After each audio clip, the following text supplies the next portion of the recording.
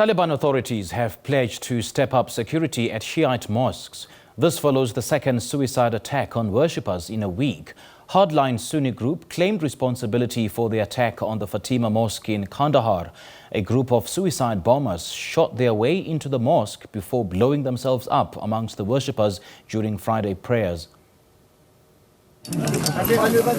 Large crowds of people gathered in the Afghan city of Kandahar on Saturday to bury victims of the Islamic State suicide attack on worshippers, as Taliban pledged to step up security at Shiite mosques.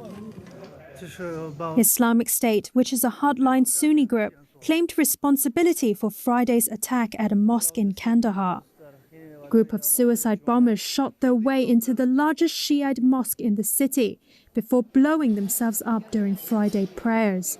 A health official said the death toll stood at 41 and 70 wounded, but that could rise further.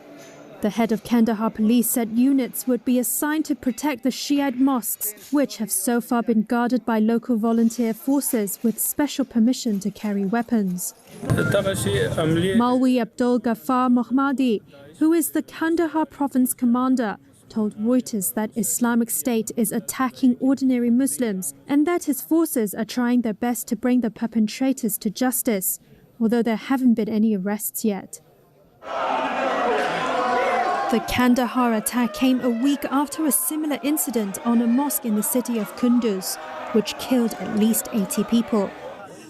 Attacks on Shiite targets associated with the Hazara ethnic minority, who make up the biggest Shiite group in Afghanistan, were regular occurrences under the former Western-backed government. The attacks have continued since the Taliban seized power in August, tarnishing the movement's claim to bring peace to Afghanistan after decades of war. Since the takeover, Islamic State has conducted dozens of operations, from small-scale attacks on Taliban targets to large-scale attacks on civilians. For some analysis, we are now joined by Zeenat Adam, the Deputy Executive Director for the Afro-Middle East Center. Zeenat, a very good evening to you. Thank you so much for joining us. Welcome to The Globe. Good evening. Thank you for having me on air. Now, the hardline Sunni group Islamic State has claimed responsibility for this attack. What could be the motive or the rationale behind this attack? Well, it really is about maximum carnage. The attack on Kunduz last week was at the Jummah prayers, which is the main Friday prayers, and the attack in Kandahar at the Bibi Fatima Mosque, which is the largest mosque in the city, was also aiming at making sure that there were enough people at the mosque to be targeted. This is really an absolute move to make Afghanistan ungovernable by the Taliban and to encourage a sectarian divide, especially since the Taliban has made some overtures to the Shia community and the Hazara community to try and bridge some of the gaps that were there over the decades. These attacks are seemingly directed at the Hazara ethnic minority, who make up the biggest Shiite group in Afghanistan, isn't it? So the Taliban government has vowed to put an end to these attacks. How much faith do you have in the Taliban government in stamping out such terror threats? It's extremely difficult at this stage because you're dealing with ISIS Khorasan, which is an elusive group. It was created as an outcome of ISIS being created in Iraq and Syria, people pledging allegiance to that, and some of breakaway factions from the Taliban itself over the years. These are hardliners. Their interpretation of Islam is different. They are casting aspersions on the Shia community regarding people as apostates, and they have even blamed the Taliban for not continuing the jihad and not continuing the fighting, and in fact have been very critical of the Taliban for negotiating with the Americans and coming into power. This is going to be an extremely difficult phase for the Taliban in their governing of Afghanistan, and it's going to be really difficult to maintain that kind of security. The fact that the attack on Friday that took place in Kandahar Kandahar is in the heart of the Taliban stronghold is really something to give an indication that the Taliban doesn't have this under control. There are only approximately 2,000 to 3,000 known ISIS fighters in Afghanistan. But the question is, how do you identify them? How do you have sufficient intelligence to be able to stop these kind of perpetrators carrying out these attacks that cause absolute devastation? And what necessary concessions do you think the Taliban government have to make in order to gain legitimacy from the international community? They've been on a very strong diplomatic mission in the last couple of weeks. In this last week in particular, they were in Doha meeting with a delegation, the first time that they've met with the Americans since they have taken over Kabul. And they've also met with members from the EU, really looking for recognition, trying to find a way for the international community to officially recognize them and not just consider them a de facto governing power. But their main aim in doing so is also to have the $9 billion that have been frozen by the international community, by the IMF and World Bank, of their reserves to be released. They've also been to Turkey more recently asking for that international recognition. And they have been pleased by the Qatari government, who have been the mediators, and by the United Nations to the international community and to the G20, asking for pledges towards humanitarian aid and to have some pragmatic approach of dealing with the Taliban in delivering that aid without full and complete diplomatic recognition of the Taliban as the government in Afghanistan. You know, Zeenat, Afghanistan is sliding deeper and deeper into an economic crisis. So what is it that's going to, what is it going to take, rather, to rebuild Afghanistan? It's really at a most critical point. From a humanitarian perspective, more than half of the population are impoverished.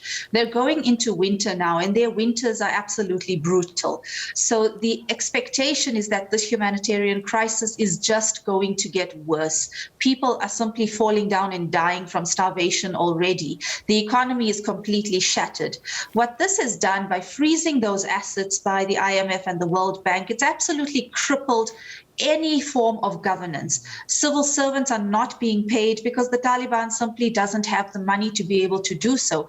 The risk that is involved is that they will resort to a black economy, resort to illicit trades in order to try and finance the country. And that's not something that they want to do. So they are appealing, and they're really going out and saying, we want to work with the international community. We need investment. We need support. They've more recently gone to Uzbekistan as their neighboring country. Some of the humanitarian aid was not able to be delivered to Afghanistan directly, and about 3 planes landed in Uzbekistan yesterday with the idea of getting that humanitarian aid distributed in Afghanistan.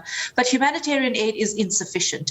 What needs to happen is that there needs to be a strong economy that is built. There needs to be the release of the funds from the IMF and the World Bank.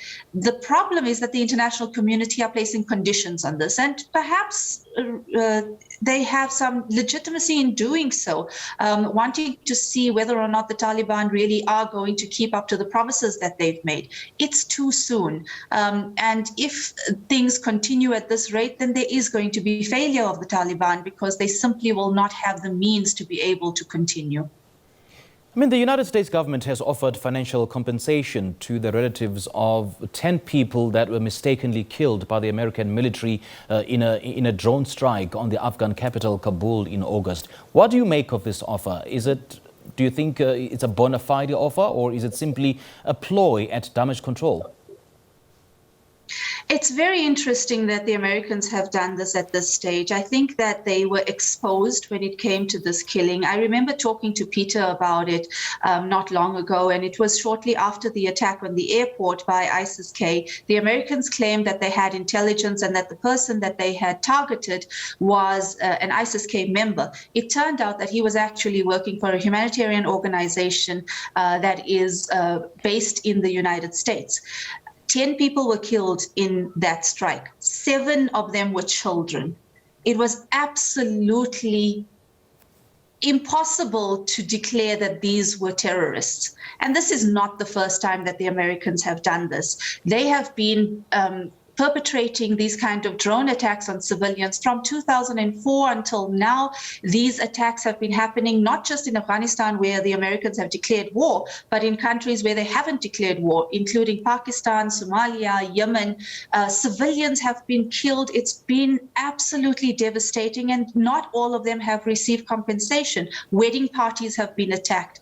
Thousands of people have died as a result of the American drone strikes across the world. And there's no accountability for this. There's no reparations to these families. In this case, yes, they've given reparations. And this is...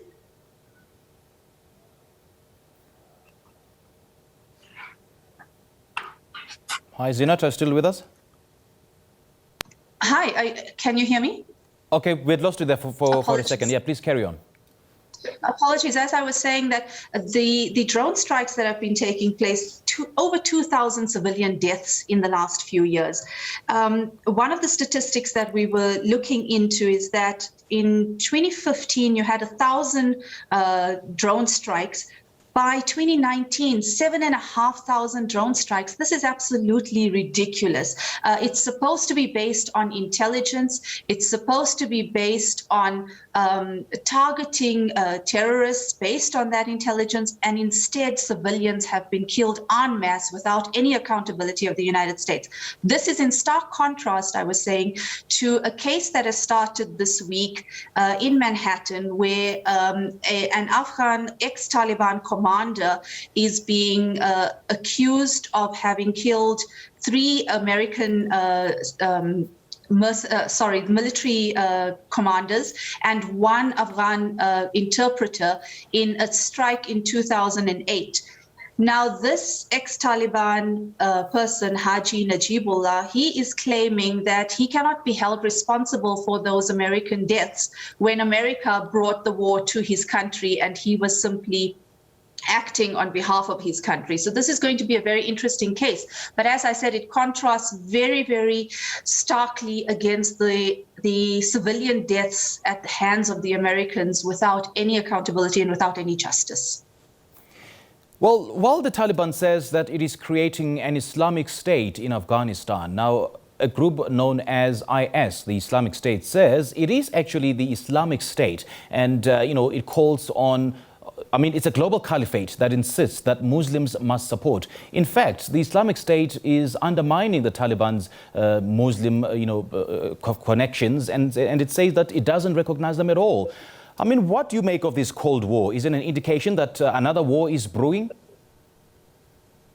I think there are going to be low-key clashes, and there is going to be some sense of a war. There are going to be differences in interpretation of what Islam is. And certainly the Islamic State, when it began in Iraq and Syria, held a lot of swathes of the areas and regions. And I remember the land cruisers with the RPGs driving through the desert, and this was very noticeable.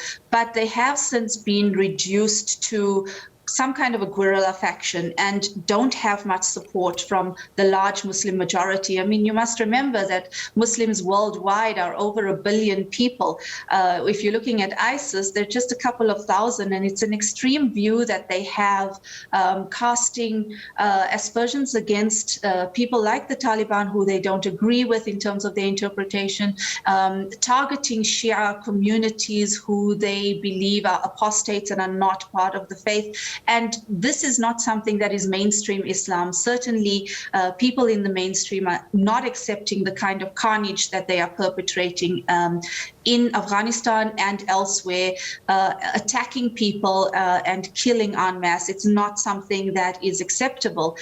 So I certainly think that the Taliban has its work cut out for it in terms of maintaining that security and in terms of curbing the threat that ISIS-K presents. But I think that it is manageable, it is doable within that space if the Taliban can actually get to a stage where they have full capacity for governance. All right, Zeenat, great chatting to you. Thank you so much for your analysis. Thank you so much for having me. Have a good night. Indeed. Thank you. Have a good evening. Zeenat Adam is the Deputy Executive Director for the Afro-Middle East Center. She's been joining us via Zoom.